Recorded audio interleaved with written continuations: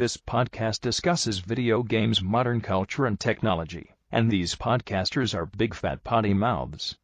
If you're younger than 18 or are easily offended, please stop this podcast now. Oh, and your mom says to take out the trash and do your homework.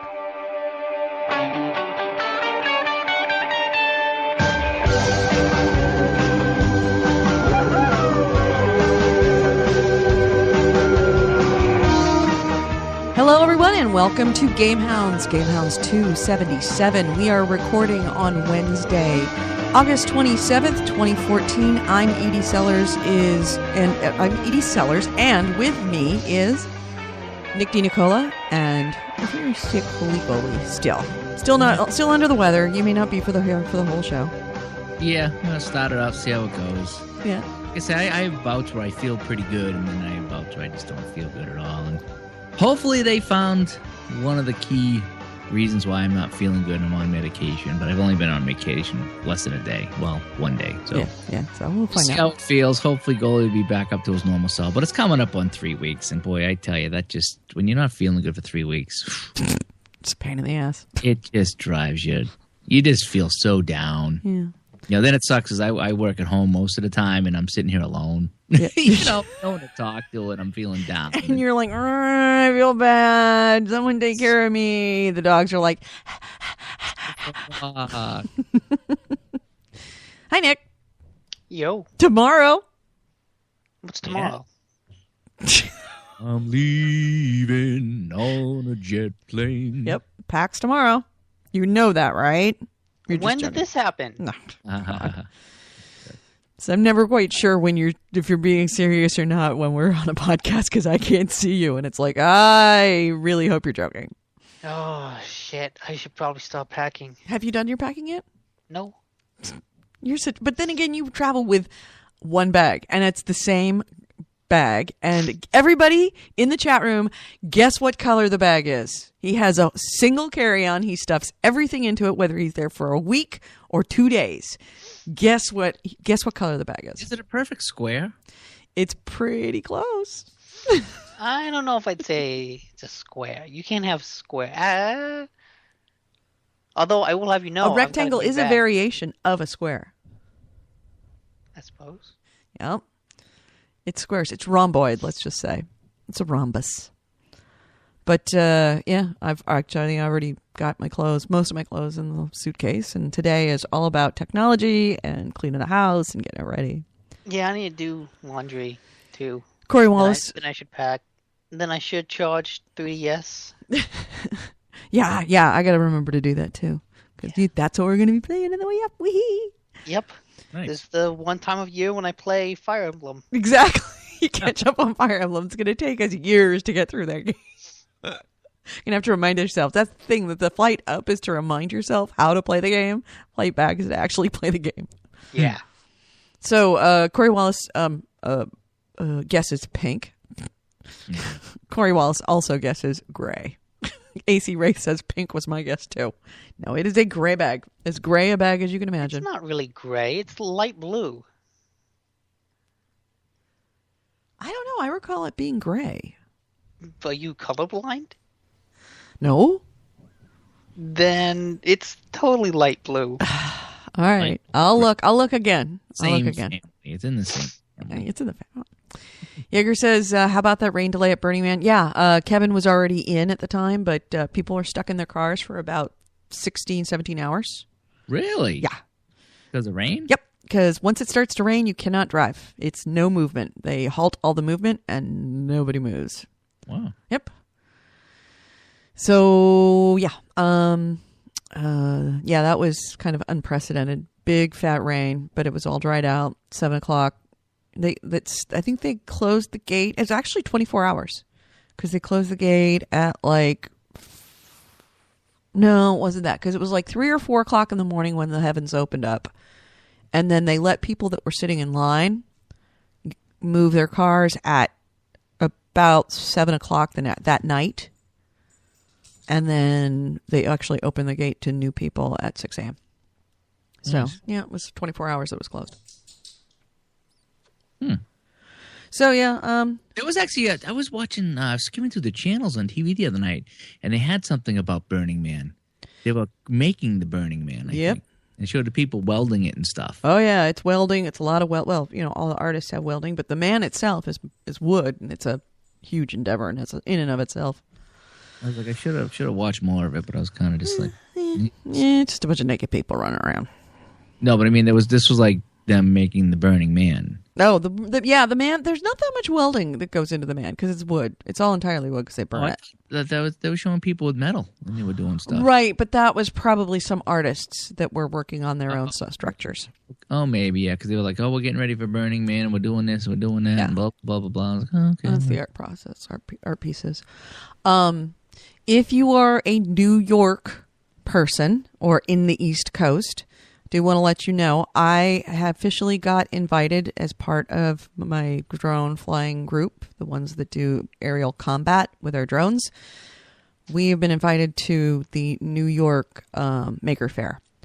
So if you are in New York and you want to see me and come visit me and see a bunch of freaking cool stuff, September 20th and 21st, I believe it is. Yes. September 20th and 21st, New York City Maker Faire in New York. I will be there. Let us know. Send me emails at gamehounds@gmail.com and let me know that you're coming by, and we can hang out for a minute or two. I'm probably going to be fighting most of the time, but yeah, you can. I don't imagine there's going to be a lot of you, but if you do show up, I'll bring you into the pits and you can see the drones. All right. So yeah, New York City Maker Faire. I will be there.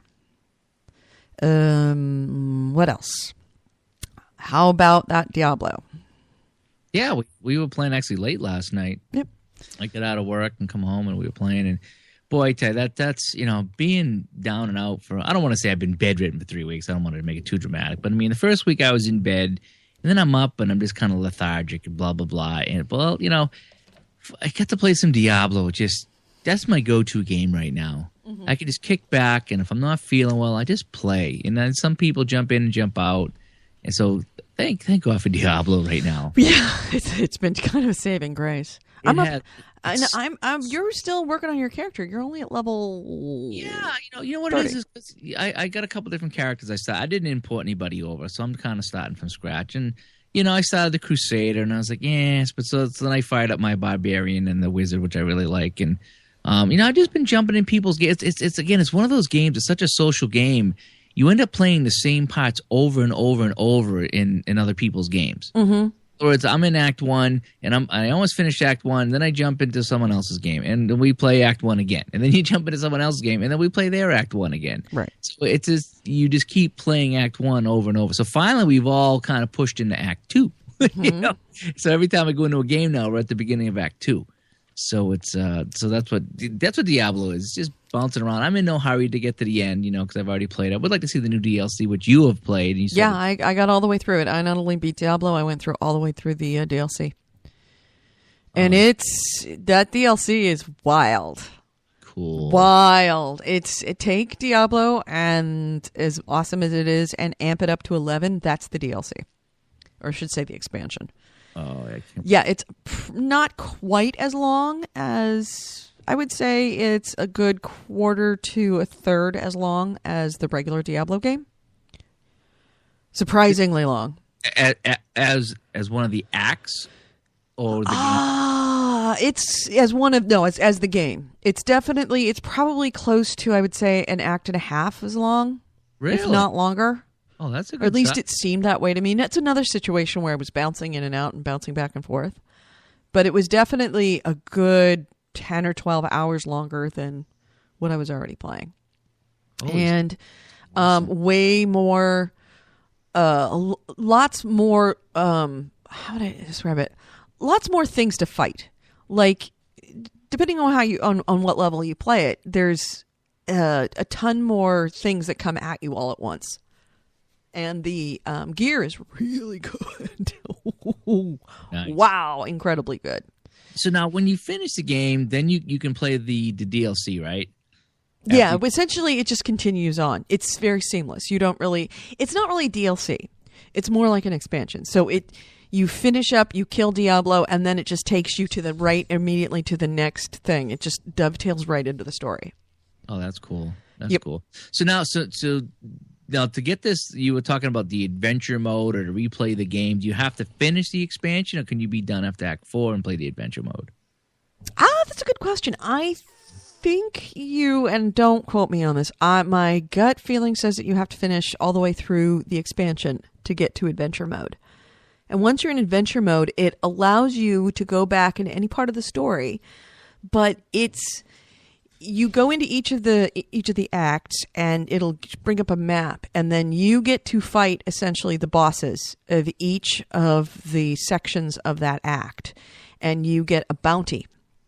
And if you complete all, and you have to kind of do it in one sitting, where if you finish beating all the bosses for that entire area, then you get the bounty, which gives you a second different kind of currency, which allows you to go to yet another merchant that uses that currency that's got purple items. And they're good. They're not great. I mean, they're okay. I have yet to get a purple item yet. There's also something that's sort of known as an endless dungeon, but it's not really known as it's not really an endless dungeon. It's just a dungeon that has 4 levels on it. And every time you go from one floor to the next floor, the amount of magic drops increased by 10%. Oh, nice. So by the 4th floor, it's 40% more. But you need to have these keystones to be able to get into that, which you collect by playing the adventure mode through the bounties. So it just essentially adds a new layer of just more kind of adventuring, but it's adventuring with just the bosses. Okay, yeah, I want to do that. Now, Nick, we were talking last night when we were playing because, we were getting full in our inventory. So I started dropping the whites and the blues. Was it you that was coming up behind everybody, scooping everything up when we played last time? There was something. I could have sworn it was you because I would be dropping stuff and the guy who I was playing was like, oh, I'm going to pick this up. I'm going to trade it in. I'm going to sell it. I thought it was you. That wasn't you? No, I haven't played Diablo. No, I mean on the 360. Nope. You didn't play Diablo on the 360? I played it for an hour. Oh my God. I thought it was him. Remember we talked last night? How did you get away with not playing Diablo? Dude. Oh. Really? You're off the show. I mean, I hate to really come down hard on you here, but don't be a goalie. Play the fucking game. Yeah. It didn't grab me like it grabbed you. Oh, you just didn't play it right. Of course. You clearly seriously, you didn't play it right. Yeah, he must have, because there was someone that was picking up all my scraps. It might have been Piss Boy.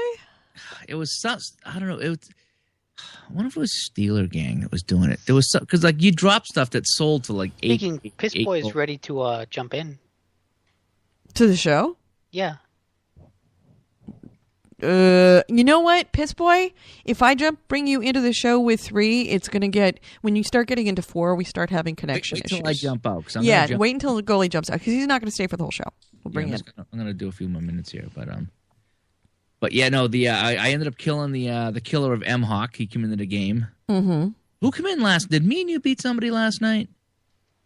No, but when I stayed on playing it normal instead of Torment 2, and we had the Nemesis, that's what it's called, the Nemesis, come in twice and took it out both times because it was on normal and we were level 70 and I'm Paragon level 32, which is another set of levels beyond the regular, 1 through 70. When you hit 70, then you start getting Paragon levels, which are allows you points that you can add specifically to very specific traits within yourself so that you can really tweak yourself. I'm kind of at the level now where I'm trying to tweak all of my gear and all of my Paragon points so that I can be the most unbelievable badass and just annihilate. I love melting things.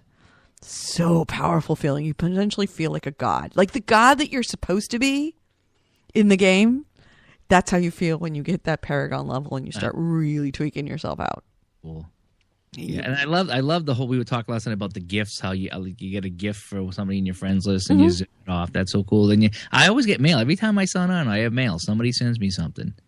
So, yes, we've been playing the Diablo. They're real fun again. Yep. Supposedly they got an update for it. I don't know if it's for the PS4 or the PC, but I was reading they got a pretty big update, and they're adding a few things. So I'll have to do some investigating. Yep.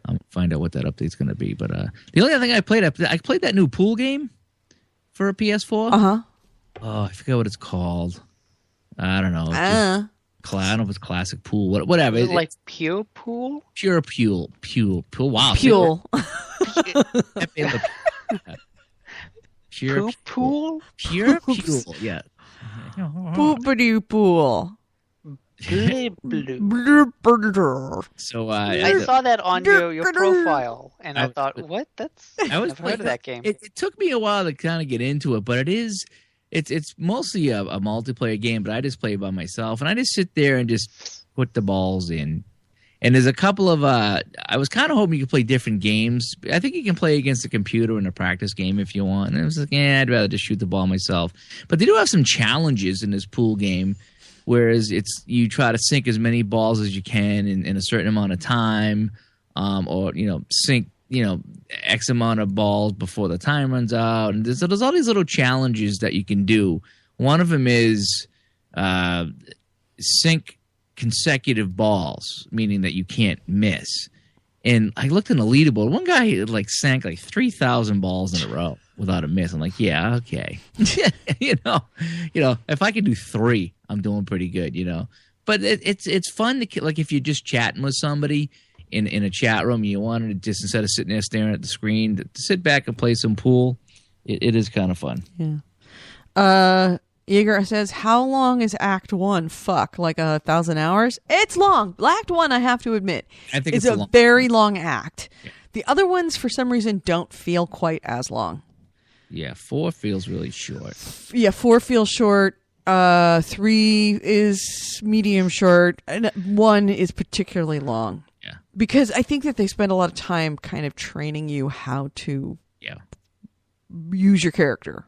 And you're also, and he's complaining that it's slow to level. I found it this is way faster than the 360 version. Because the 360 version, I got all the way through Diablo, and I was only level 32. Yeah. Whereas I hadn't even gotten halfway through Act 1, and I should say about Act 1. Just near the end of Act 1, I was 38. So you level much faster in this game than the old one. I think I'm up around 30 or 32. Yeah, you're in the 32, 35 area. I just unlocked the jeweler in Act 2, which is, I don't know if it's a quarter or a third or halfway through Act 2. But yeah, you do level up pretty well. But again, I'm bouncing around to different people's games. True. True. So I played Act 1 probably 3 different times. Yep. The key to Diablo is play with other people. Play with other people. It makes it so much fun. Much better. The tweaks, I have this piece of gear that says if you're the barbarian, you gain 15% damage with the seismic slam. So I made sure that I equipped, one of my skills to be the seismic slam, so I could take advantage of this piece of equipment. And I love the little tweaks that they've done. Yep, a lot of very cool stuff. So yeah, Diablo. The pool game is fun. I think it was $10, $8 or $10 for the pool game. At first I was a little frustrated with it, but then as I played along with it and played the challenges, it's fun just to kick back and it's almost like a Resogun type of game. We can go and play real quick and then jump out. I picked up Madden 15 the other day on disc, as we'll talk about. But I did pick up Madden 15 on disc and just started playing that. I always pick up these sports games, and I play 2 games. I know. I'm glad you do it because you saves Nick and me having to actually do it ourselves. Yeah. You say that we would, there's a possibility we would buy it. You wouldn't feel a journalistic obligation to buy a sports game? No. Me either.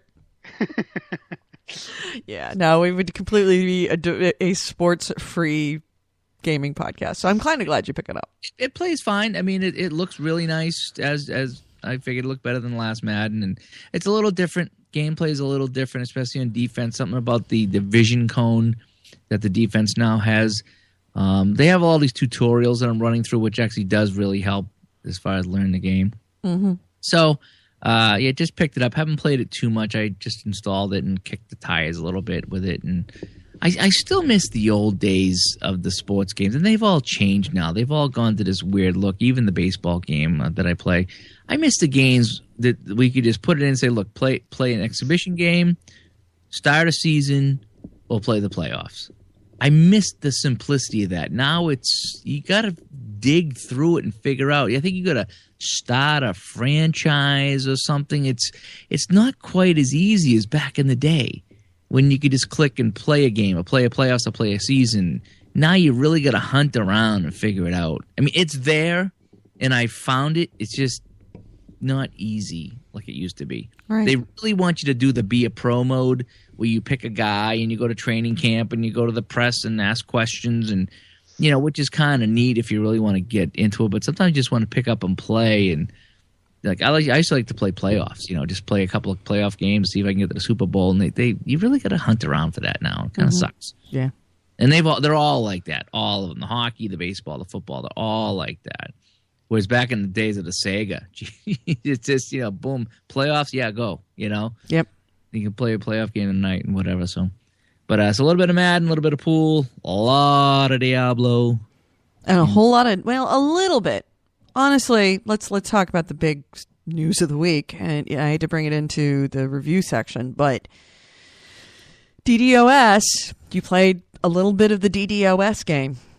Yeah. So here's what happened. Not that I want to take this whole show over here, but here's what happened to me on Sundays: is I get up. And now we played all Saturday night. We played till 9:30 or 10 o'clock Saturday night. A lot of Diablo with us and some of the listeners of the show. And Mrs. Goalie played, had a blast. I get up Sunday morning with my coffee, played a little bit, and the DDoS attack happened on PlayStation Network. So couldn't play with anybody. Couldn't even get into a party. That's fine. I played on my own. Mrs. Goalie played on her own. So we were just kind of playing whatever. And I was jumping on and off all morning playing. After lunch, I signed on to play again, and all my digital games were locked out. Mm-hmm. And I did nothing. I didn't change anything. I didn't, we remember we talked about doing the swap with whose PlayStation was whose. I didn't. I kept it the same. My PlayStation is my primary. Her PlayStation is her primary. And all my digital games were locked. The only thing I could play was the disc games. And it said you need to verify the license at the server. And because the server was down, I couldn't play. Right. Now, and it's odd because I heard that you were locked out, and I read about the DDoS attack, and logged on to PlayStation 4, had no problem logging in, and pulled up Diablo, had no problem pulling up Diablo. Now, I had already previously, when I did that whole dinking around, just a couple days before, I had renewed the licenses. But was that a conscious thing that you did? Yeah, it wouldn't let me in, and it says you have to renew licenses, so I went and renewed the license, and it was fine. So it might have just been, I'm not really quite sure why licenses need to be renewed. I've never had, ever since Diablo, never had any other game asked to renew licenses, and I've bought digital copies of everything. But all my games are locked out, not just Diablo. Right. All your games get locked out. And like I said, I don't know why that happened to you, because I don't know why it's happened since Diablo came out. But I was fine. Like I said, yeah. I think fine in the morning. It had to have been, it's not just Diablo, it was the DDoS, because it was, I know one of the things that Xbox did, and they only did this with the indie games, and not just downloadable games. I mean the Xbox indie games that you'd go and pay $1 for. Right. You would download it, and when you started it, it would say something like, you have to be signed in order to play these games.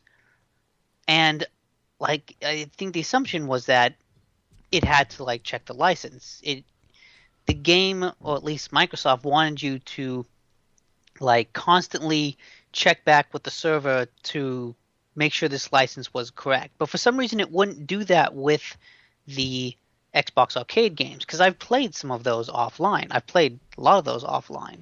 Mm-hmm. And I thought that was just kind of a general, it was a given that if you download a game, any game, then that's kind of your license, and you don't have to renew it.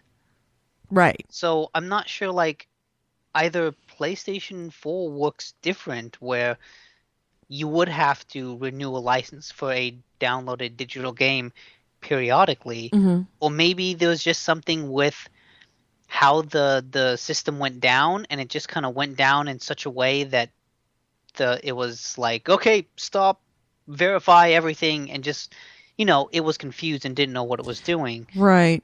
I hope that's the case. I don't know. I kind of want to, like, shut down my internet and then try to play Sniper Elite because I downloaded that. Yeah. Just to see if, like, if maybe it was a one-off bad event, or if you really do have to be signed in to play digital games. No, you don't. I can sucks. guarantee you don't. I guarantee you do not have to be connected to the servers for a digital game, because during the DDoS attack, I sat and played Diablo for 10 hours that day. Okay, so you did play the digital game. Yeah. Yeah, I was not fine. only the digital game that that I essentially am sharing with Pissboy. Something happened. Didn't have a problem when I signed off, and then signed on after lunch, that it just didn't recognize anything. Yep. So something quirky happened, because I was something playing, quirky happened with you, and I was playing. Everything was fine, and it just kills me when it happened too, because I thought to myself, "Oh, he's going to blame me for this."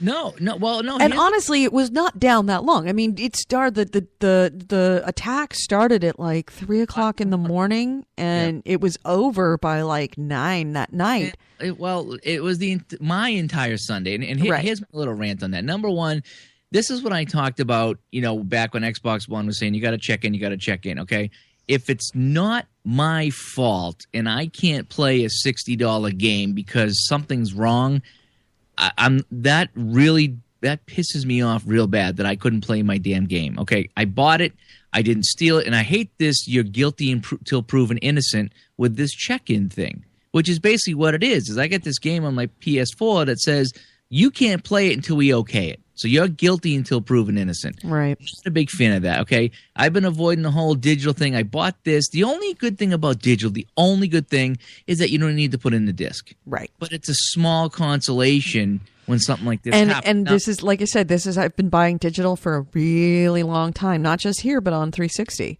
And I bought everything except Assassin's Creed because I bought it on the day of release.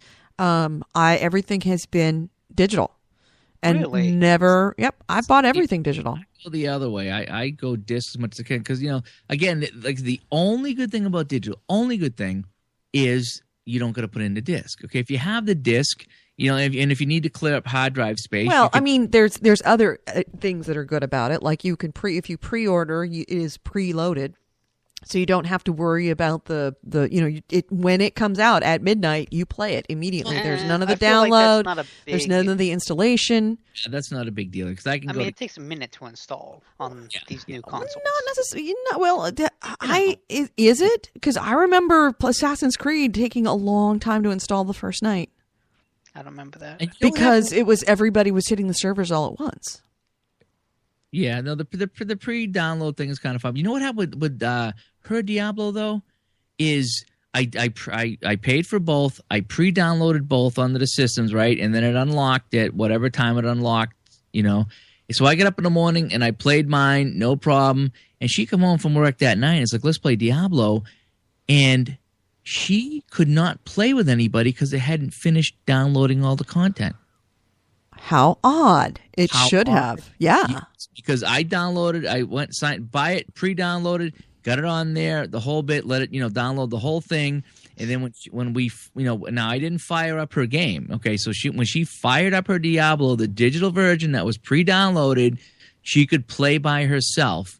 But when she went to play our game and it said, sorry, it's downloading the necessary files to play with somebody else, and it said you're at 17%, and it took about an hour and a half for her to get it to 100% where she could play. Wow. It was very, very odd because I thought I had downloaded the entire game and the update. Adding to the weirdness with all the Piss Boy says that he could play my games during the attack, but could not play his games. Wow. It may have something to do with the fact that I had gotten a message maybe 2-3 days before the attack that asked me to renew my licenses. And that was the only time it's asked me, other than like the very first night when we started up. And it may have said, all right, you've renewed your licenses within the last 72 hours, therefore we're going to let you go.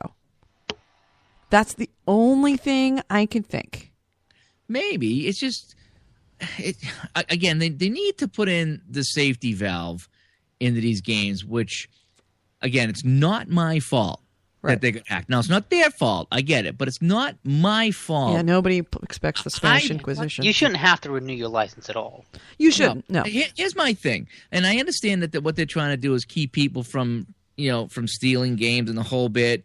And, they want you to check in to verify. That's fine. Now, here's my thing. And I don't even know if this is possible, but if I'm not on the internet, okay, and I can't check in and they want to lock the game, I can almost understand that. I still don't like it, but I can almost understand that. What they need to do is make it so that if you're on the internet and they verified an internet connection, if I can't connect to your server, by default, you need to unlock my game because in good faith, I am on the internet. Okay, I didn't unplug my PlayStation to hide anything and to cheat you. I am on the internet. Right. It should recognize that and open up everything on my hard drive and say, look, okay, you're on the internet. Just because we can't connect and verify, we don't want to punish you.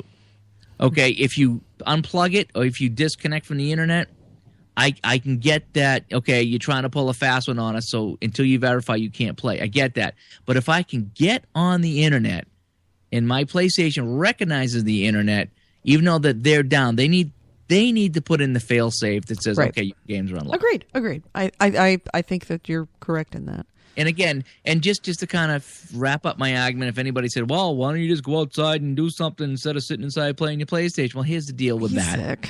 Okay, I'm not feeling good. I didn't want to go do anything. I have Sunday off, okay? It's the one day I don't have to do any work at all, usually, okay? Mm-hmm. I don't have to do any work. The wife's home. It's a day for us to play. It's the one day that we can play together on the PlayStation, okay, without any interruptions. Mm-hmm. Okay, so as far as it was only down for 24 hours or whatever, but you know something? That was my 24 hours to play. Right. Sunday is my day, and then on top of not feeling good, that's all I wanted to do. And even just play locally, and I got locked out. So not only could I not play with anybody, I couldn't play alone because somehow it locked me out. And that's my whole beef. So if this is the future of gaming, I want no part of it right now. Okay, because if I had the disc of Diablo, I could have played without any issue at all. Right. Yeah. Well, and just so that we get the details on that attack, it was an attack that happened on Sunday at about 3:00 in the morning, and continued until Sunday at 8 or 9 o'clock at night. It was done by a hacker group called Lizard Squad. I couldn't remember the name. I thought I was calling them Celery Champions or something like that. Lizard Squad. And they are a particularly nasty group. Shack News said that Sony wasn't the only one to have the problem. Path of Exile, World of Warcraft, and League of Legends were also attacked. They recovered fairly quickly. Sony took a little bit longer. The group tweeted about the hacker group tweeted about the attack and said that it had initiated the online attack on the networks because of the U.S. bombing of Islamic extremists in Iraq. Really? Yes. I heard it was because of the corporate greed from Sony and not paying attention. Yeah. Which only proves it's all bullshit. Right, it's all bullshit. Well, but on top of that, they not only did that, but they also tweeted bomb threats to American Airlines because the president of Sony Online Entertainment was on a flight from Dallas to San Diego. And after the flight had taken off, they tweeted a bomb threat and said that they were going to hack the plane and take down the plane. And so it caused that aircraft to be diverted into Phoenix. Let's see. American Airlines, their tweet was, American Air, we have been receiving reports that Jay Smedley's plane, number 362 from Dallas, Fort Worth to San Diego, has explosives on board. Please look into this. So they diverted them. They were a particularly nasty group. And all it did was make it so I couldn't play. Right. You were kind of collateral damage and all that. It didn't accomplish anything. It accomplished nothing. What is their goal when they do this? It's just to disrupt and get a kick out of things and see their name on the news, probably. And it's like, it just, all it did is it just disrupted all the which is, on top of everything, really funny. Pretty much the moment that they did that DDoS attack was when we had the earthquake in California, which woke me up out of bed. Really? Yeah. Did you wake up? By the way, did you feel it, Nick? Yeah, I was awake. Oh, you were awake. What did you think? At first I thought that it was like some asshole below me slamming his door really hard. And then it kept going, and I thought, oh, wait a minute, this is probably an earthquake. Yeah. Yeah, it woke me right out of bed, and as soon as I felt it, I'm like, ooh, that's a big one. And isn't it funny, what was it, 3 weeks ago, if that we were having a conversation about how, I'll take an earthquake any day. It's no big thing. Yep. Well, I would still do that because, it was no big thing. Nothing fell over. Yeah. It was like if you're sitting in a chair and like your friend comes up and grabs your chair and kind of starts shaking it a little bit. Yep. That's what it felt like. That's what it felt like. It was like, oh wow, this is kind of fun. Yeah, but it's if you had a house I woke up. foundation or something, it wouldn't be as fun. Right? Yeah. Yes, I definitely if you have an old house, and those are dangerous. And like you had a wine business, like they showed, and all you smacked, thousands of dollars worth of wine. Napa got fucked up. I'm not gonna lie. Napa and Vallejo, which are it was centered in American Canyon, which is a little town right outside of Vallejo, California, which is a fairly large town, and about 10 miles from Napa. And Napa, because it has so much of the wine business, there was a ton of bottles all over the place, and all the bottles went down. But okay, here's the thing about earthquakes and tornadoes. You can prepare for an earthquake to the point where you limit nearly all collateral damage. Yes, you can. You can prepare for a tornado in a way that only destroys all of your house, but not the basement. You can save your life with a tornado, but not else.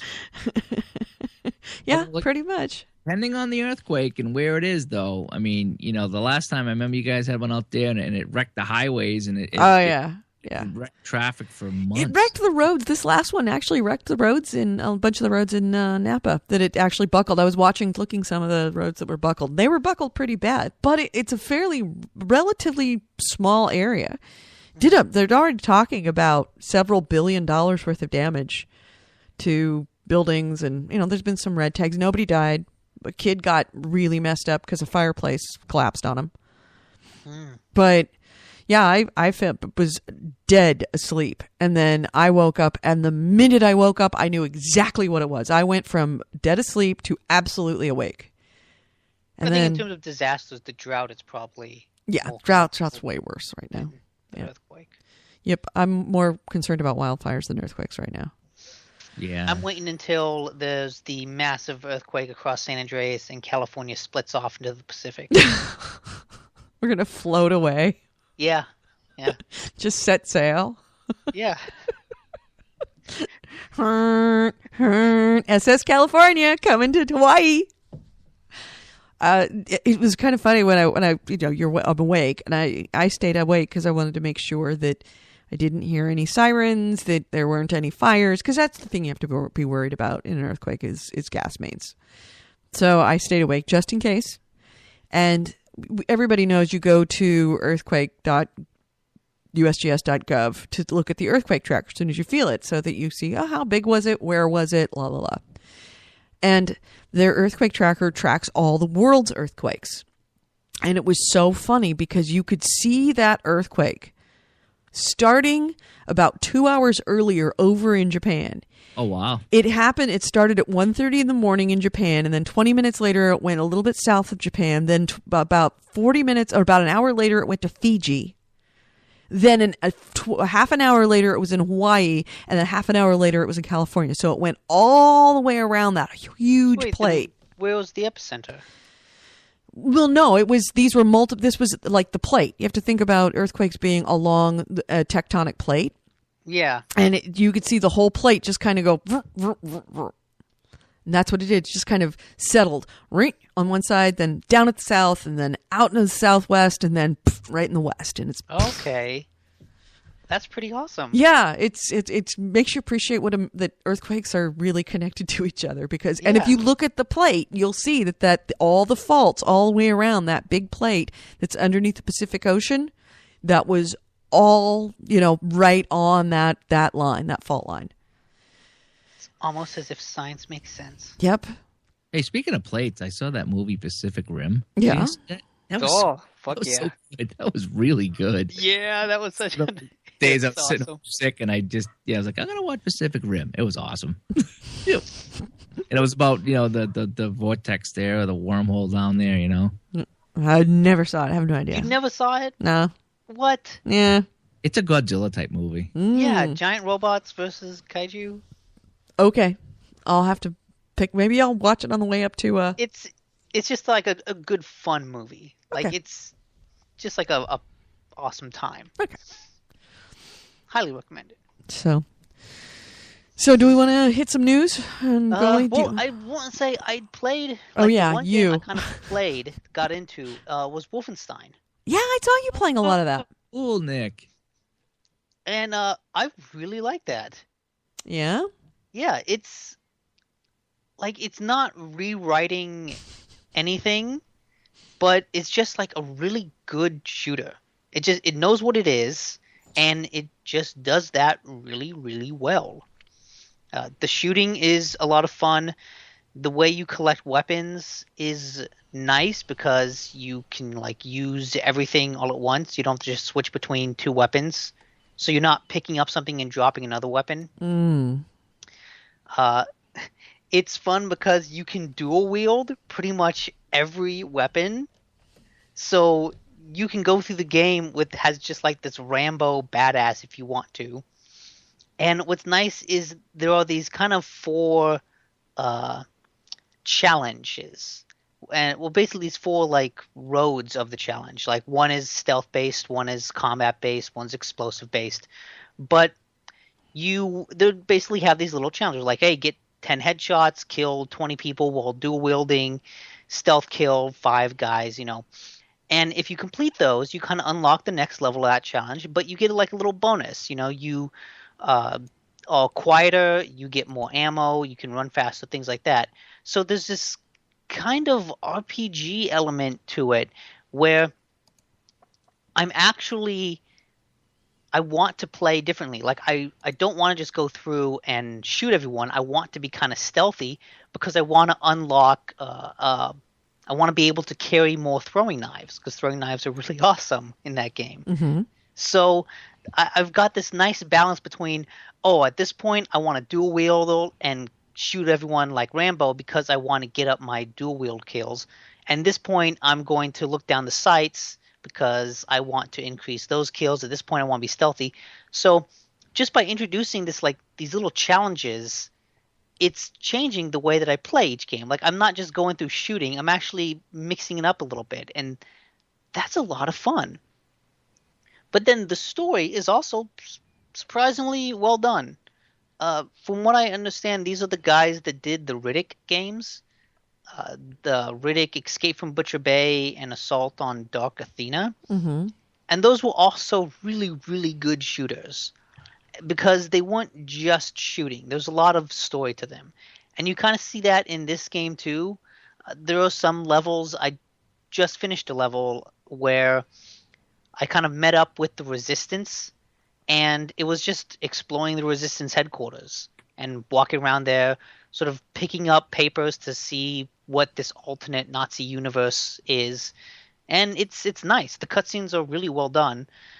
And it surprised me how good it is because I wasn't really expecting much from it. And like I said before, it doesn't reinvent anything about shooters, but it just does what it does so well. I love reading all the newspaper clips on the wall. Yeah. And I love that they're all in German, and then like there's a translation on the other side. And some are in Japanese too. That's Like, kind of cool. Did you It finish just it yet? sells that the world you're in, because yeah, everyone's kind of speaking German. Did you finish it? No, like I said, I just got to the my roommate rented it, and so I just got to the level where you meet up with the resistance, and then he had to take it back. And I'll probably rent it or buy it again because I enjoyed it and I want to finish it. I enjoyed it. Like I say, I enjoyed the first 75 or 80%, and when I got to the bridge, and you'll know when you get to the bridge, it kind of took a turn for the worse, at least for me personally. So it didn't finish on a strong note for me. I kind of thought the first 75% was unbelievable, and then the last 25 or 30% kind of let me down. At least just me personally. That's always so disappointing when you've got, because that means it ends and you're like thinking bad about it. But when you Yeah. actually think back, you're like, wow, this was a good game. It just, If I had stopped right when I got to the bridge, because it got real linear and just real crazy difficult. At least I thought. That was just my opinion. But right up to that point, I was loving it. And then it ran out of steam for me. But it was a good game. I think you'll like it if you finish it. yeah. I'm You like looking forward boss to it. battles. I'm not a big boss battle guy. I think I you'll like like. boss battles. I also like hard games. I bumped up the difficulty. Oh, there you go. So, yeah. 'Cause- But it was fun. All the stuff on the wall, like you said, the alternate universe of the Germans taking over the world, and there was a couple of weird things. It's like if the Germans took over the world and they get everything on all locked down, there's a couple of things you do in some of the missions. It's like, yeah, okay, yeah, no problem. Yeah, we managed to go just sneak right under their noses and go and take this thing from them without them finding out. Even though they have the world by the balls, we managed to slip in, and it's like, okay, so no one followed us on the way out. yeah, you just jump off a bridge and that's it. Like, Yeah. no one sees you. It's like, Wow. come on in That's this door right here, and we'll hide you. No one saw you. There's no cameras anywhere or anything. So, but it was good. The dual wielding was fun with that. Yeah. And I traded in Last of Us, and I got $40 for it. Not bad. Yeah, considering I Good spent deal. 50 on it, so I got 40 back. So it cost me $10 to play that game. So I was like, yeah, I don't think I'm gonna go back and play it again, even though. And the wife saw it. She's like, yeah, I don't think I'm gonna play that. She didn't like all the cover physics, and she tried it and just never get into it. So I put that $40 toward my Madden. But I thought that was pretty good, 40 after paying 50. Yeah, not bad. No, that's not bad at all. Nope. Not bad at all. All right, so news. Oh, good stretch. News. If you want to hit the news, Let's hit the news. You can do it. I'm going to go take a nap. Evils. If you want to go to the news, you must find Diablo. He is one of the ancient evils, along with Belial, who is worse than Nick, if you must know. I found this news in secret maps I found in the basement. Deckard Cain, I can't stand it. Thank you, Uncle Deckard. This is the GameHounds news, the news, views, and commentary of the week in gaming. Gamer Rudy, Holy Goalie, Nick Nicola. We totally blew through the sounder. All right, so we already talked about the DDoS attack. The other big news this week, Twitch has been purchased by Amazon. Didn't somebody just buy Twitch, or did Twitch buy Justin TV? I'm getting all confused. Twitch was Justin TV. Justin TV They were owned by eventually, the same- yeah, they were owned by the same company essentially, and then Justin TV was shut down in favor of just Twitch. Essentially, everything, all your Justin are belong to us. And then there was discussion. Google tried to buy Twitch a little while I ago. thought they did. I thought they did. I thought Twitch was sold. No, Twitch I had was not been sold. convinced that I thought that we said on another podcast, oh, Google's bought Twitch. No, Yeah, Google was trying to buy Twitch, and it fell through. Oh, okay. Because I thought somebody bought Twitch, and that's why Justin TV shut down and all the files were gone because Twitch got bought. And I'm like, somebody else I thought that Google had bought it, but since then I have found out that Google had tried to buy it unsuccessfully. I think that we reported it that Google had bought it when they were trying to buy it or was buying, and it didn't happen. The deal kind of got squirreled some way, so it didn't end up happening. So Amazon jumped on it, and Amazon has officially said they have bought Twitch. Oddly enough. And you'd think that would be like, what? Why would Amazon want Twitch? And I was listening to NPR fairly recently. By the way, $1 billion, I think. Yeah, just about. And was listening to Marketplace on NPR about, I like to listen to it just to keep up on what's going on with business and stuff. And they pointed out some very interesting stuff. I mean, they kind of treated it ham-handedly, like, Twitch, why would they want to buy this gaming channel? Why would people want to sit and watch games? La, la, la, la. But the guy that was reporting on it actually defended it very well. He pointed out that you think that it's not really a fit, but you have to remember that 42% of the live streaming video audience, and that means everybody watching ESPN, everybody that's watching MLB.com, anybody watching NFL.com, anybody watching CNN.com, all of the live streaming stuff, 42% of that market per week is on Twitch. It's huge for live streaming. And the League of Legends, the recent League of Legends tournament that they had, their audience was 32 million people. That's more than the final episodes of Breaking Bad, The Sopranos, and 24 combined.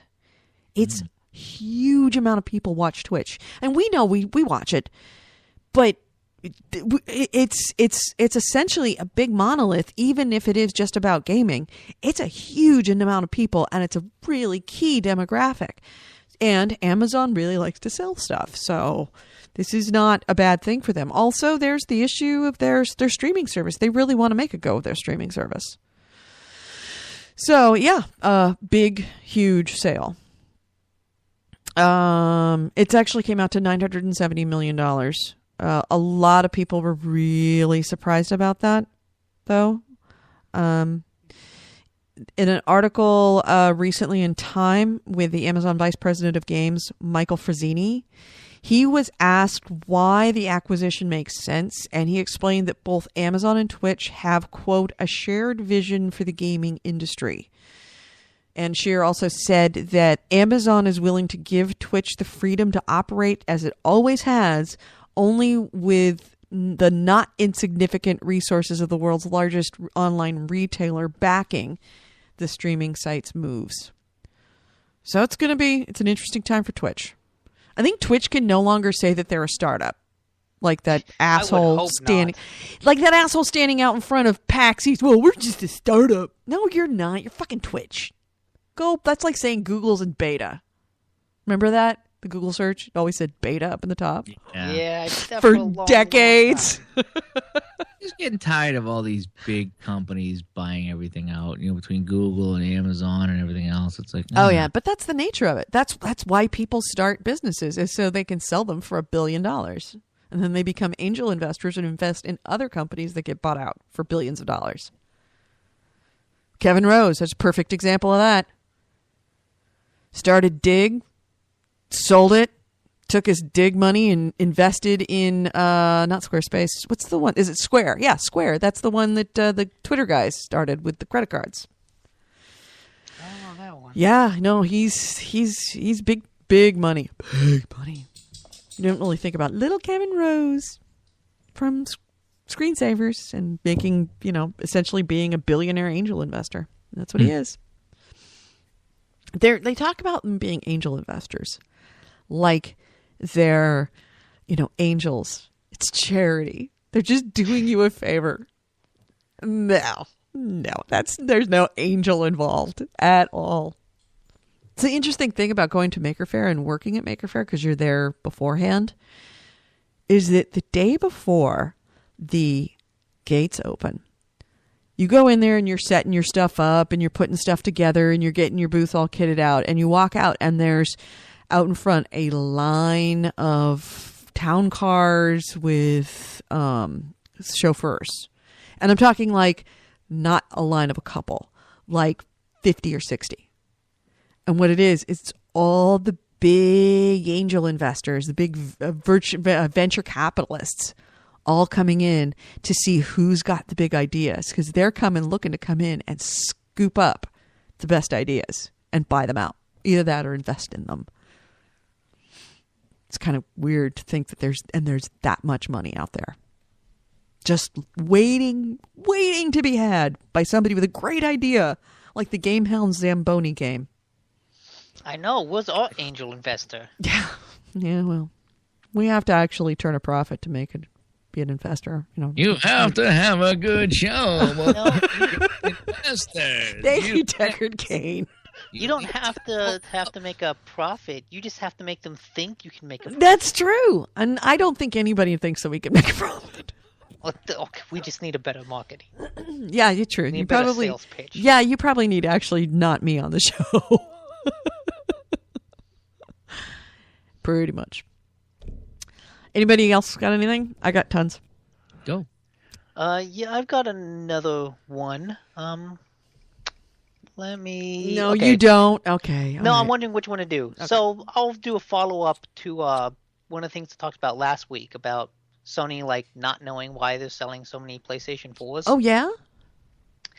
There was a Nielsen survey that asked 1,200. Wondering about that.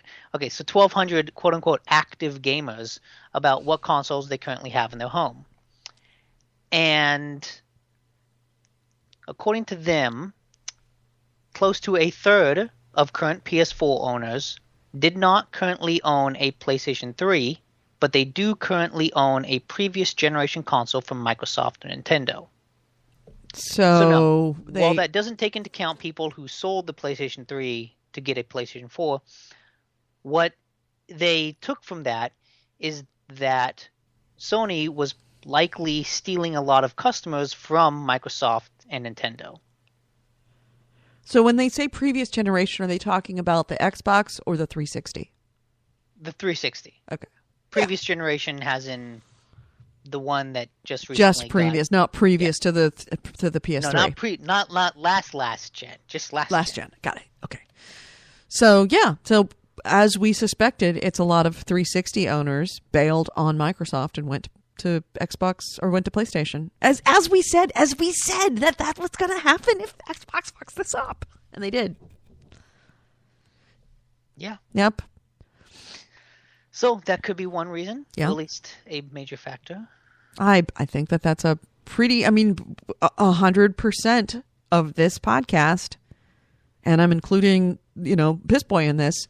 100% of us went from 360 to the PlayStation 4. I think that's a pretty, granted, it's a very infinitesimally small pool, but I think it's a pretty good indication. I know we're not the only four. No, as we talked about before, Xbox really, they just tripped all over themselves coming out of the gate. Yeah, PlayStation 4 didn't win it. Xbox One lost it. Yeah. I wanted to stay with Xbox just because I was familiar with it and whatever. And yeah, they turned me off of the whole thing. And, we made our decisions, and now there's going to have to be a boatload of good games on Xbox only for me to get an Xbox. It's just right now I just don't have any reason to get one. Yep. I will eventually, but yeah, right now, not any reason for me to, not something really super compelling just yet.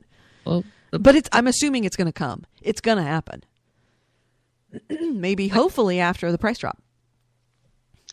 Well, in addition to the price drop, you will now be able to get, a standalone Kinect, because I know you want one, starting on October 7th, and it will be sold for, guess how much?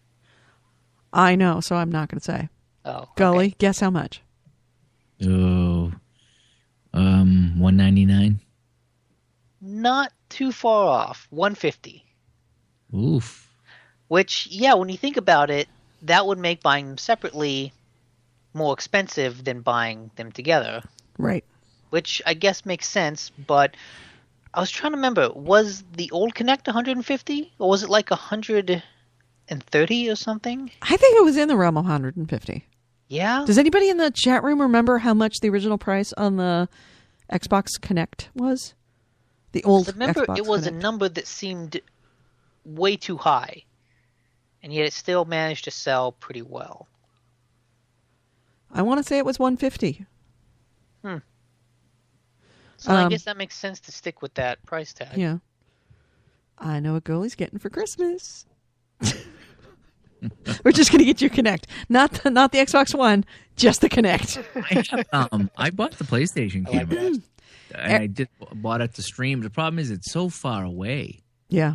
It's like when I have it on my TV across the room, and it's everything. I'm just so small in the camera. I almost have to bring the camera right up to my face. Yep. To get me on it. So I just turn it away. I don't really use it. Yeah, I know. I have it turned away, but it is kind of handy to use to start stuff for the PlayStation. But I don't really. It's not as robust as the PlayStation. Xbox 360's was, because you can't control it in apps like Netflix to fast forward, stop, that kind of stuff. But it's nice to be able to launch Crunchyroll without actually having to scroll through anything. Eric Cotton in the chat room says the old one was 150. Yeah, that's what I thought. It's like 150. So, yep, same price, but more technology, which isn't bad. Not bad. But you have to buy an Xbox One. Upside, it's only 150. Downside, it's an Xbox One. Well, see, I wouldn't mind buying an Xbox One, but that's $150 for what? Something I don't use and don't want. Yeah, it's $150 for cool technology that I'm never going to use. Yeah. Eric Cotton says the new Kinect is priced right to me. Yeah, I think it's priced right. It's a good price for it. But yeah, it's depending on what you want to use it for. If they open source the code, you can use it for robotics. But other than that, I don't really see a use for it, especially not owning an Xbox One. But even if I did, it's not that big a deal. So, let's see, what have I got? BioWare has revealed that the third Dragon Age game mirrors the third Mass Effect by introducing 4-player online multiplayer on top of its single-player experience. Yeah, I've been reading up on this and trying to find video of it. Yep. There's a trailer out there, but that's it. Mm-hmm. It's not any. I would imagine it's probably going to be very similar to which would be great because the Mass Effect multiplayer was fun. Still is fun. Still love it. Well, it's not quite the same because that was like a horde-based multiplayer where you'd fight against waves of enemies. And the Dragon Age one is basically you and 3 other people running a mini dungeon. Oh. So, there's a dungeon. There are a bunch of locked doors, apparently. Like secret paths, there's this locked door and you can only do it if you have someone with a high enough lockpick. Another door that's enchanted and you'd have to dispel the enchantment. So the classes that you run with are important because they will give you access to different parts of the level and different loot. Mm-hmm. And there are like 12 classes, which I think that breaks down to 3 for each of the races. Mm-hmm. And you can customize each of them with any loot you get. And what is a really great thing is that the loot works like it does in Diablo, where whatever you see is you just see that. Like whatever you see is for you. Oh, good. It's not like Borderlands where someone can come up and steal it. Like everything you see, you take, and it's all just for you. Nice. Yeah. Yeah, I like that. And then there'll be bosses, obviously, at the end of the maps.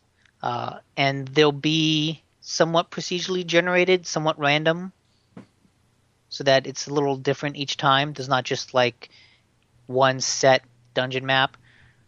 And BioWare has said that there's going to be a lot of additional content, and it's all going to be free. Mm-hmm. I don't know if that will actually occur, but it's certainly ambitious. Yeah. They might very well also add those loot packs as well. Yes, they did make a lot of money off those loot packs. A lot of money off the loot packs. Funny you should mention that. Yeah. Because there will be treasure chests. So some of the gold that you collect in it can be used to purchase treasure chests that will give you equipment. Right. Right. And then And you could probably buy them with real money. Of course. Of course, because that's where the big money was for that game. That's the only reason why those servers for Mass Effect are still running. It's because people are still buying that stuff. I bought one probably last month, just for shits and giggles. I know. So it's a guilty pleasure. I don't want to know how much money I've spent on those loot packs. Oh, I'm so embarrassed. It's my guilty secret. Oh, pardon me. Yeah, it's so much money on that. So it's I don't know how I feel about this. Maybe you'll play it. I didn't play the Mass Effect one very much. Right. Well, but you know there's a I'm big kinda glad difference because, like, the Mass Effect one was kind of harmless. I thought it's really stupid. I hate that whole trading card system. Yeah. But maybe if this one balances out the economy a little better, it'll be fun. Yeah. And I think you will like it more because one of the things you hated about the Mass Effect 3 multiplayer was the fact that the only way that you could upgrade or get gear is to buy those loot packs. Yeah. There were no drops within the games themselves. That's bullshit on a galactic level. Yeah. Well, it worked for them. It's still a fun multiplayer. It would have made the multiplayer better. It wouldn't have driven you away and you would still play it, and it's so much fun. Yeah. Ollie Ollie, remember that? You played it at PAX East? Oh, yeah. I also review that. Yep. Roll7's Endless Runner meets skateboarding game. Mm-hmm. It's now available on PS4 and PS3. And you should all go play it because that's an awesome game. Yep. It is 10% off for its first week on PS4 and PS3 and 20% off for PlayStation Plus members. It's also cross-buy and cross-save compatible as well. Because it originally came out for the Vita. And so if you had it for the Vita, or if you buy it for the PS4 or the PS3, you can play it on your Vita. So it's a cross-buy. And the save that you have that you play on the PS4 will also save to your Vita. Your Vita will save to your PS4.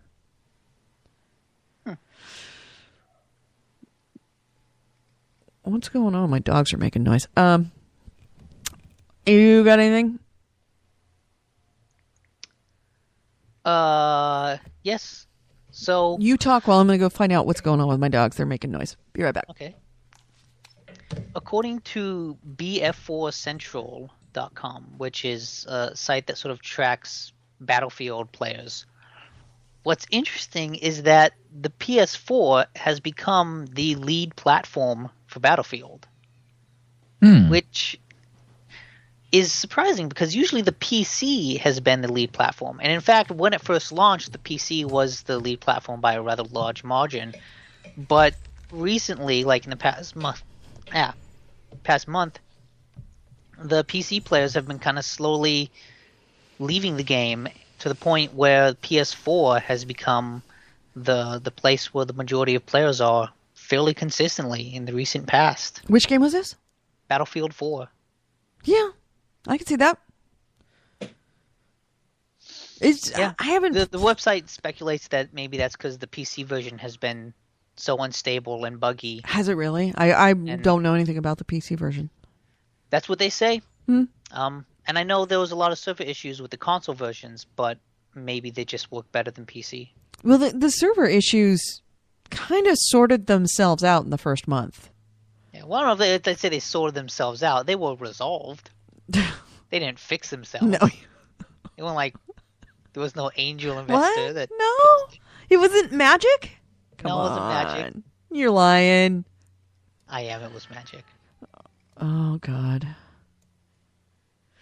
So sorry if the animals are making noise in the back. The cat was out, and of course the dogs were having none of that. Nobody gets free in this house. If one gets free, everybody gets free. Mm-hmm. I can hear them. That's awesome. Dun, dun, dun. She's probably going to puke up grass on the floor now. I have nothing else unless you got more. Oh, yes, I do. Do you remember that lawsuit with Lindsay Lohan suing Rockstar.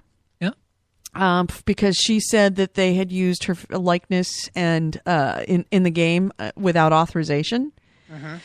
Rockstar yesterday filed suit, or at least it was the information, the documents were made public yesterday, have filed suit in New York saying that Lindsay Lohan sued them strictly for publicity reasons, and they are countersuing for attorney's fees. Good.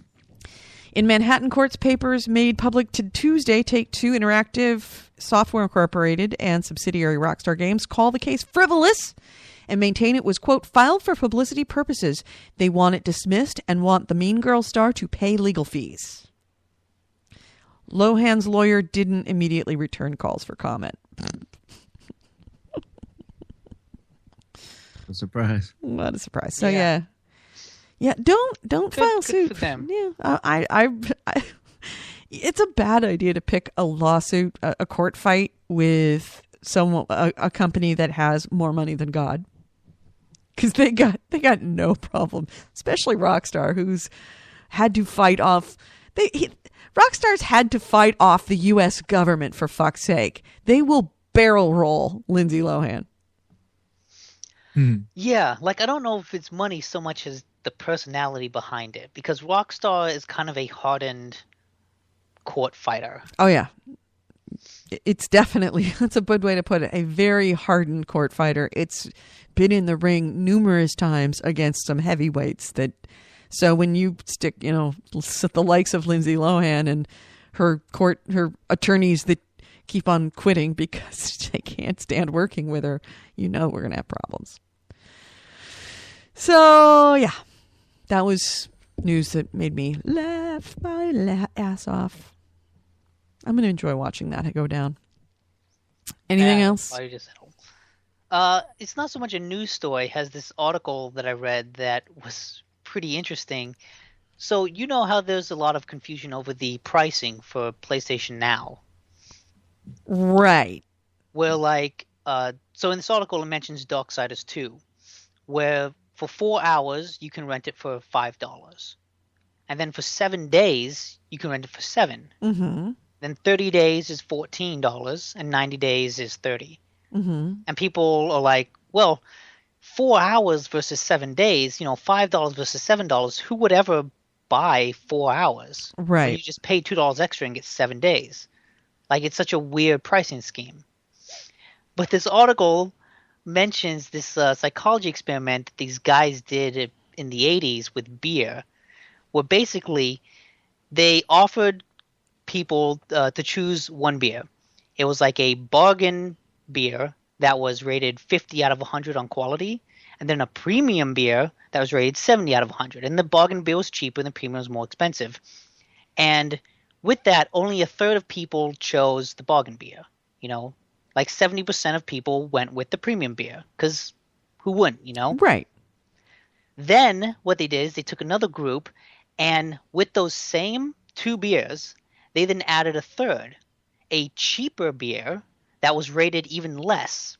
So now you have a super bad one, the original bargain beer, and the premium beer. And what they saw then is that no one went for the cheap beer, but there was like a 50-50 split between the bargain and the premium. And the assumption was that when you just have those two, people went for the better one.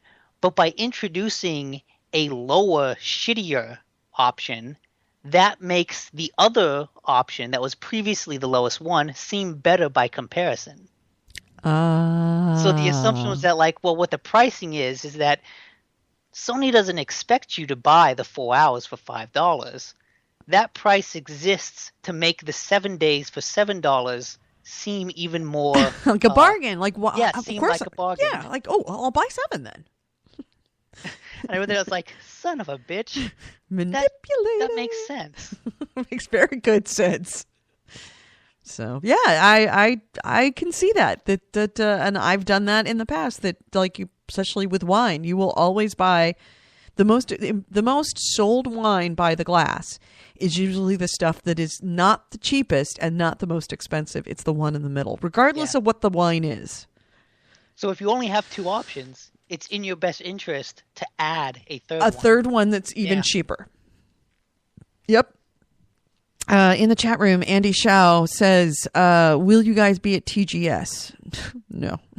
No, sadly, it will not be a Tokyo Game Show this year. I went 4 years ago. Was it 4 years? Yeah, I guess it was Yeah. maybe 5 years ago.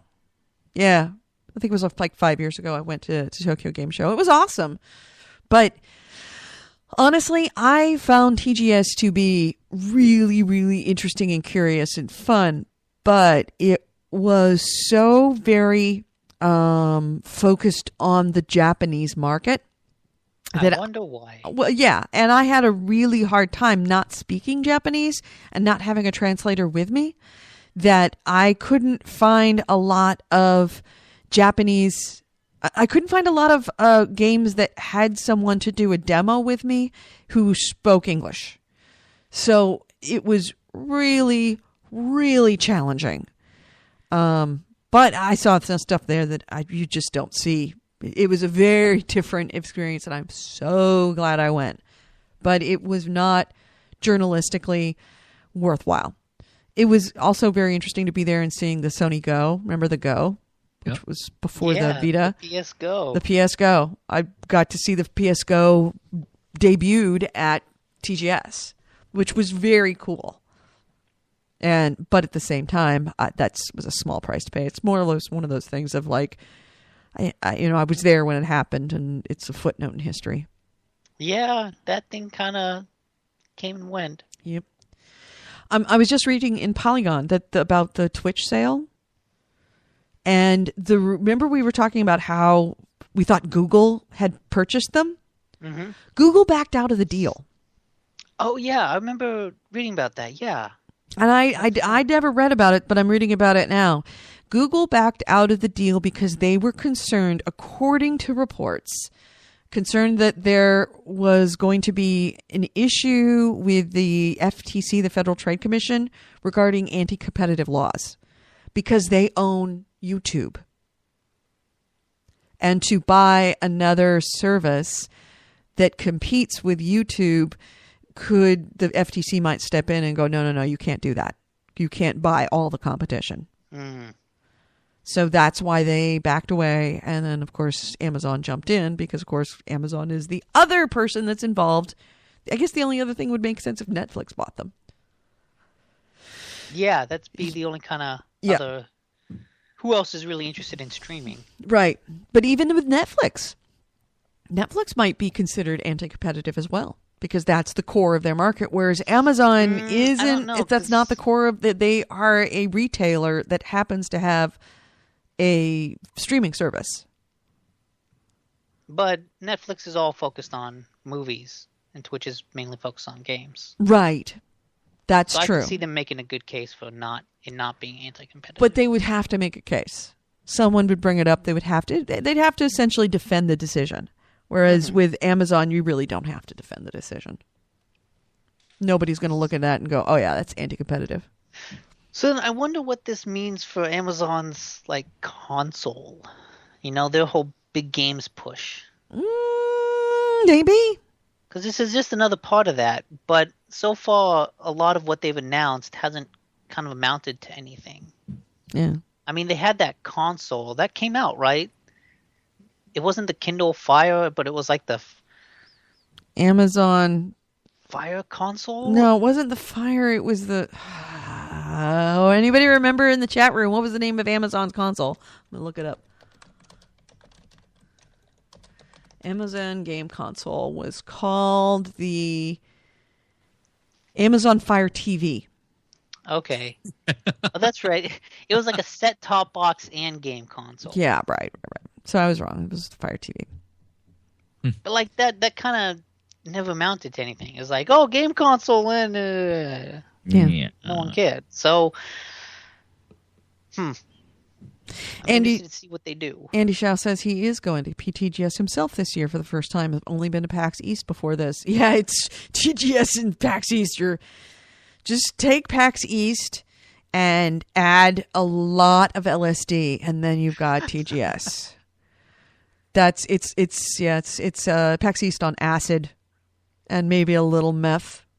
Did you say LSD or KFC? KFC. No, that's PAX East. That's PAX Prime. Oh. Speaking of PAX Prime, we should probably talk about the games that we are going to see. We are leaving tomorrow, so you will, on this show here, we're going to try and do our interviews live on the Spreaker feed, so stay tuned to the Spreaker feed. Keep your... if you haven't already signed up for the Spreaker feed, you might want to now, because we will, if we can get internet connection, we will go live. If not, then we will just be putting them up individually at the end of the evening or whenever we get Wi-Fi access. But we will be getting those up to you as soon as we do them. Interviews with tons of developers. And right now, first thing on Thursday, you're going to be hearing, and this is all based on Pacific time, right about 10 o'clock in the morning, you're going to be hearing about Dead Island 2. Let's see, what else? Dead Island 2, Escape from Dead Island. There's a Deep Silver's... Well, those are two different games. Right, exactly. We're going to Dead Island 2 at like 10. 10:30 is Escape from Dead Island. I would love it if that was like Dead Island 2, The Escape from Dead Island. I would love it if that was the title. Oh. Let's see. It's 10:30. We have Dead Island 2. 11. We've got Escape from Dead Island. Noon. We've got Robot Loves Kitty. 1. We've got This War of Mine and Spacecom and a secret game from 11-bit. They have not announced. By the way, Dead Island. Deep Silver's also got a secret game that they are announcing at the event. We did not get into an appointment for that, but I'm assuming that we are going to probably try and hit that as fast as we can as soon as the press hour starts, which is at Friday at 9 a.m. Pacific. So we'll probably be reporting on that at one point or another. We've got 1:30 Broforce, 2 o'clock Not a Hero, 3 we're going to be seeing at Clay, Invisible Ink and Don't Starve, the expansion. 4 o'clock is Boo Bunny Plague. Saturday we've got 11 got Lovers at a Dangerous Spacetime. 1:30 Shadow of Mordor. 3 to 4 p.m. hopefully we will have Tim Schafer talking about Costume Quest 2. Also Slender and Video Ball. Saturday we've got 2K's Evolve, followed by Borderlands, followed by Civ Beyond Earth, the new Civilization game. Then later on in the afternoons, Interstellar Marine, Zero Point, from Zero Point. And then later than that is Hot Tin Roof. And Monday we have nothing, but I'm assuming we're still getting appointments. So we have and of course we're going to be wandering around the floor. And as we find interesting things, we will be doing interviews just on the spot. So things will happen very quickly. These interviews usually run about 5 to 7 minutes. So if you see the notification come up on Facebook or get a notice that we're on, jump right in and start asking questions. If we are live, we will be able to see the chat room. You can ask questions directly to developers. We will ask those questions for you. And since they're so short, if you wait, then the interview will be over. So, stay tuned to your computers and or mobile devices. The developers are short? The interviews are short. I'm sure some of the developers will be short. Probably not much shorter than me. But we're going to be doing a ton of interviews all through the time. And it's going to be me and Nick and Piss Boy, all three of us. And then, of course, there's the obligatory We're Drunk at Night. We're going to be chatting about what we saw. Usually, probably at the end of the evening. Can't guarantee you that. I mean, it all depends on a lot of different moving parts, but we'll do that. Black Sphere Void asks if we'll check out Minecraft for the Xbox One. Yes, we will do that for you. I'll make a point of that. Oh, good. Um, A long time to see Xbox Minecraft. It's one of my favorite games to play. I wouldn't want to play Diablo if I could play Minecraft. AC Wraith wants us to ask Robot Loves Kitty when they're going to stream another Legend of Dungeon attempt together again. I will ask them. I'll do my best. I'll try to remember. I can't guarantee you if I'm seeing it in the chat room now, I won't forget. But if you have a particular game that you know is going to be at PAX, because of course not every game is going to be at PAX Prime. So go check out the exhibitor list at PAX Prime. If there's one particular game that looks really interesting to you, send us an email, gamehounds@gmail.com. We will endeavor to get an interview with them and do, if you have any specific questions to ask about the game, feel free. Developers don't tend to answer a lot of questions about games that they've done in the past because as the developer, they may not have worked on that game. They might be new. These aren't publishers, the publisher people. And if we're talking to a PR person, they're going to be very much on point. They're going to be talking about that game alone. So, but, I can always ask. The worst they can say is, I don't know, or no comment. It happens. No, they could also punch you in the face. I don't know. Depending on which company, I might actually enjoy that. It's been delayed. That's right. It's been delayed. It'll be out when it's ready.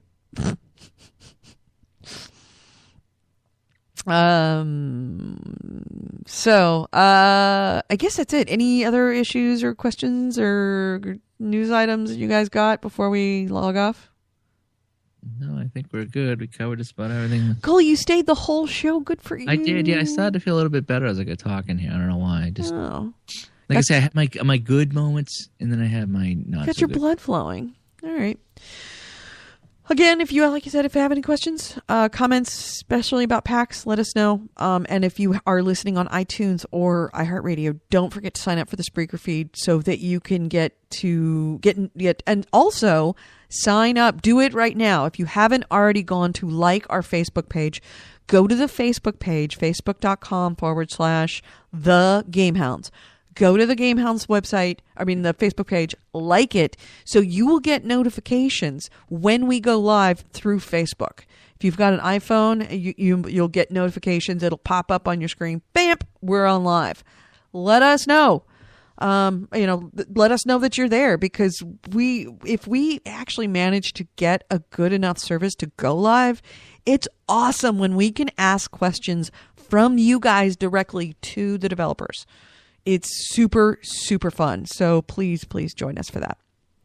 All right. So I guess that's it. We'll close this out. Sure. All right. Let's close this out. Hold on. There we go. You have been listening to GameHounds 277, our pre-PAX show. And we did record this on Wednesday, August 27th, 2014. If you have any questions, comments, PAX information, whatever, you can email us at gamehounds@gmail.com. We also have a website. Website is gamehounds.net. Gamehounds.net is the website.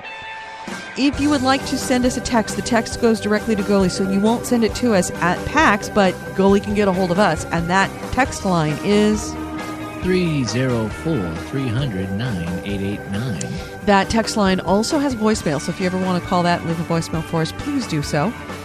Also, there's the Facebook page. Like I said, sign up for that Facebook. You will get immediate information about us going live from PAX on the floor at the Seattle Convention Center in Seattle, going to facebook.com/the GameHounds. Also, if you are listening to us on iTunes or on iHeartRadio, please do us a favor and send us some feedback. Let people know that you like us or you hate us. Either way, it's helpful to them, it's helpful to us. Finally, what's the other thing I want to let you know? Spreaker.com. Look for us on Spreaker. That's Spreaker. Sign up for us. That's another way to get notifications that we've gone live. Also, that is the only way that you can join us live in the chat room. We do record every Wednesday from 11 a.m. Pacific, 2 p.m. Eastern. And you can join us live in our chat room, the rest of our group. Everybody in the chat room, thank you so much for joining us. We have AC Wraith, we have Jaeger, we have Black Sphere Void, we had Andy Shao, we have Piss Boy, we have Eric Cotton, and a bunch of other, I think Wallace is in there, maybe, Wallace Fury, ton of other people. If I haven't mentioned your name, sorry so much. It's too many to name. Thank you again for listening to GameHounds. And Billy, did you have something you want to say? No. Okay. All right. Talk to you from Seattle. Have a good week, everyone. Talk to you next week if we don't talk to you then. Bye.